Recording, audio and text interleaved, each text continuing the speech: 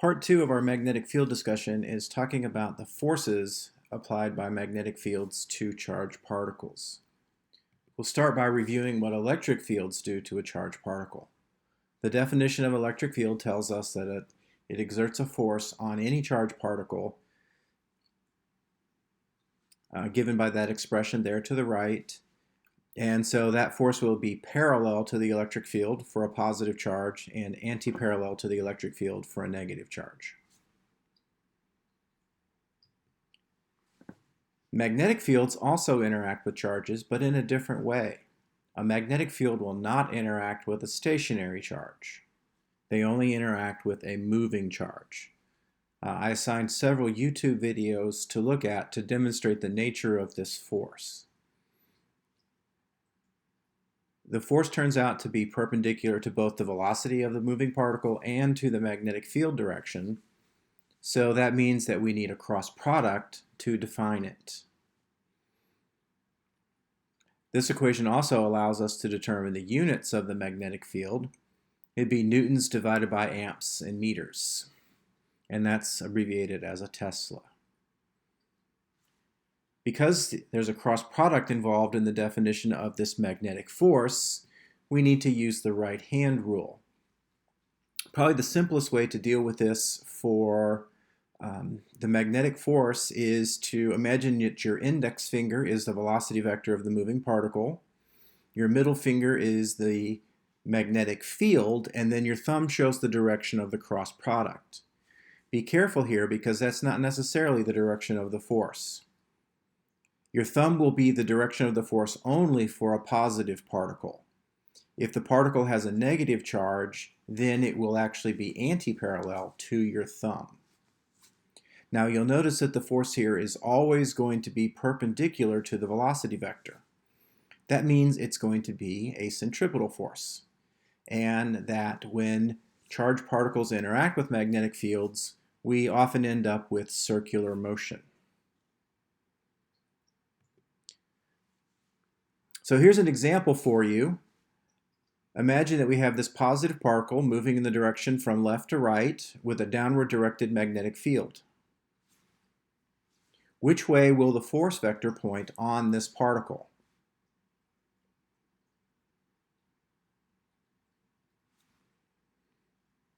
The cross product of V with B in this case will be into the screen, and since the particle is positive, that is also the direction of the force. If this particle were instead negative, my cross product is still into the screen, but the direction of the force would be outward from the screen, anti-parallel to that thumb. So now we can put together the net effect of electromagnetic fields on charged particles. So we have this net electromagnetic force. It's often called the Lorentz force law, which gives us that the force has this electric term in Q times E, and then we have this magnetic term QV cross B. The first term is always there for any charge where there's an electric field. The second term is only for moving charges in the presence of magnetic fields. One other interesting thing about the Lorentz force is only the electric field part of the Lorentz force acts to increase the kinetic energy. This is because the force will always be perpendicular to the velocity vector, so that when we calculate the power, the magnetic force term in the Lorentz equation does not actually contribute to the power. V cross B dot V will be identically 0.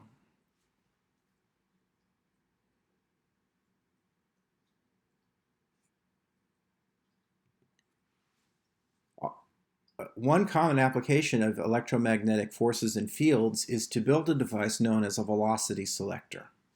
This is important for atomic physics, and it makes an important part of the mass spectrometer.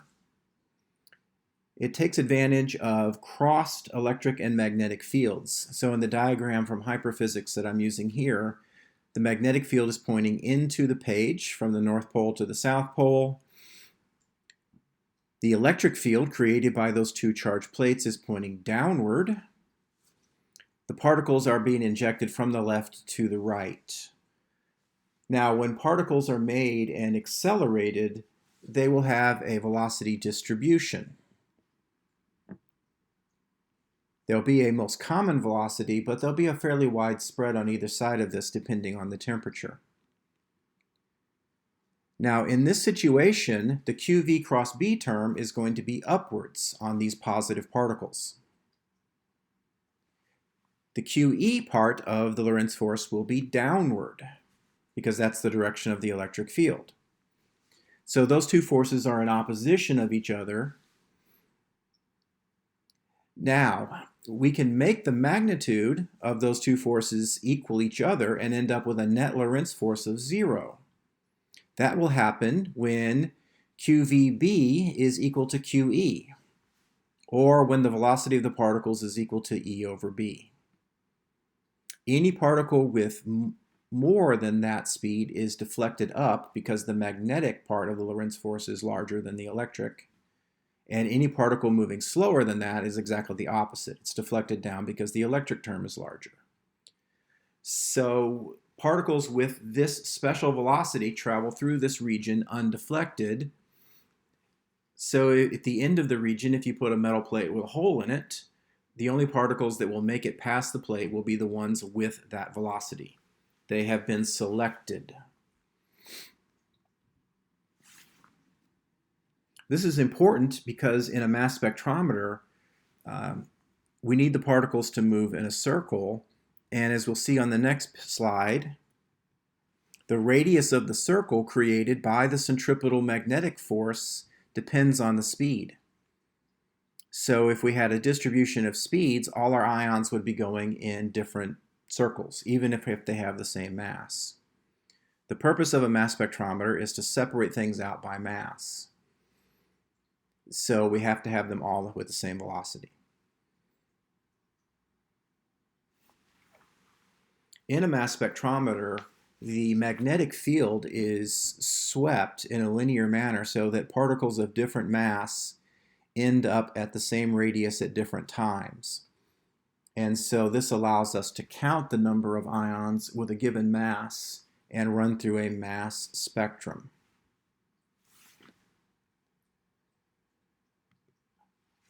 Another application of magnetic forces and the Lorentz force is a phenomenon known as the Hall effect. In the Hall effect, we end up with charged particles in a magnetic field creating their own electric field so that they end up being able to travel in a straight line. So in this case, there's a conventional current which is assumed to be made of positively charged particles coming out of the slide at you. The magnetic field is directed up. So the QV cross B force is pointing over to the left edge of that sample of material. What this means is that positive particles will begin to accumulate, the positive charge carriers will begin to accumulate on that left edge of the sample. This leaves the right edge of the sample depleted in positive particles or with a net negative charge. So an electric field is created by this cyclotron or curved motion of the particles in the magnetic field. That electric field will build up to a point where we have equilibrium produced between the electric force and the magnetic force, and the charges can tend to travel straight. We can measure the potential difference created by this electric field, and we can learn a lot of things about the charge carriers in the sample. The first thing that happens is the polarity tells us the sign of the charge carriers. And then from the magnitude of that, and along with some other information about current density and drift velocity, we can determine the number density of charge carriers in our sample. This is all worked out in your textbook. I'm not going to go through it in the lesson.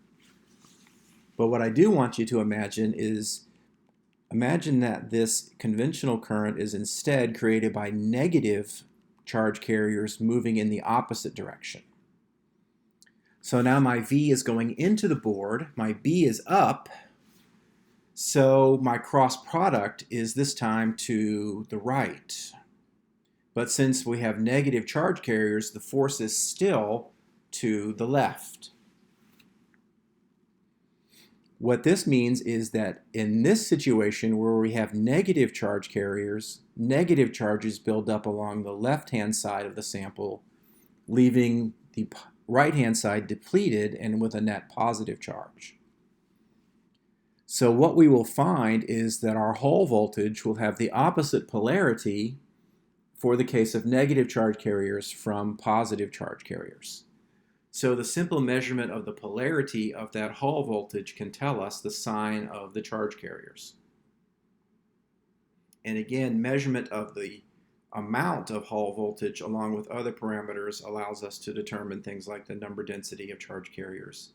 That's important for learning things about the resistivity and the drift voltage.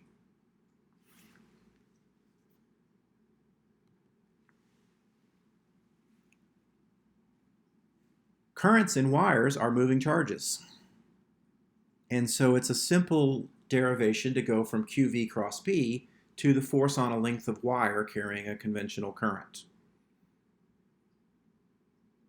The expression is IL cross B.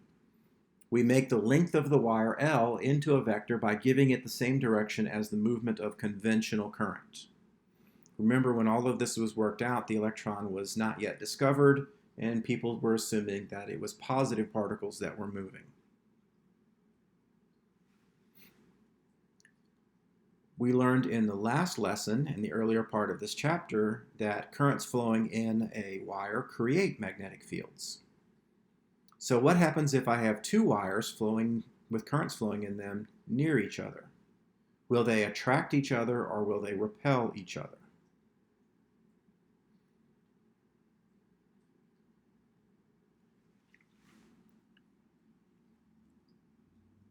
We can use the law of Biot and Savart, or Ampere's law, to determine that the magnetic field expression for a long straight wire is mu naught I over 2 pi d, where d is the distance from the center of the wire.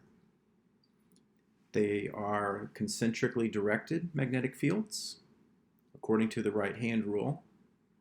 Now, in this situation, the current in wire number 1 is flowing up across the screen, which means that my circles are coming out of the page on the left side, up above, and then arcing back down into the page on the right side of wire 1.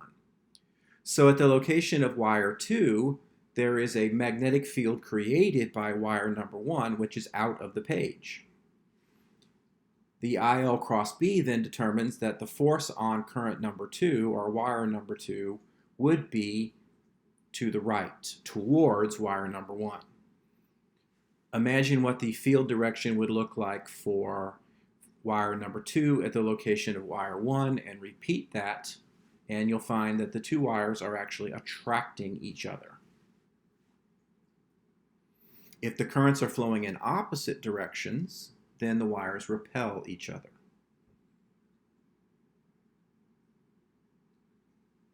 The expression that we derived on the bottom of that is just the IL cross B with the field created by wire 1 substituted in for B. Everything's perpendicular, so the cross product is very simple. This expression here is used in a device called the current balance, which is used to define the ampere. It's far more accurate to measure currents than it is to measure static charges, which is why the ampere is considered the fundamental unit and the coulomb is considered to be derived from it.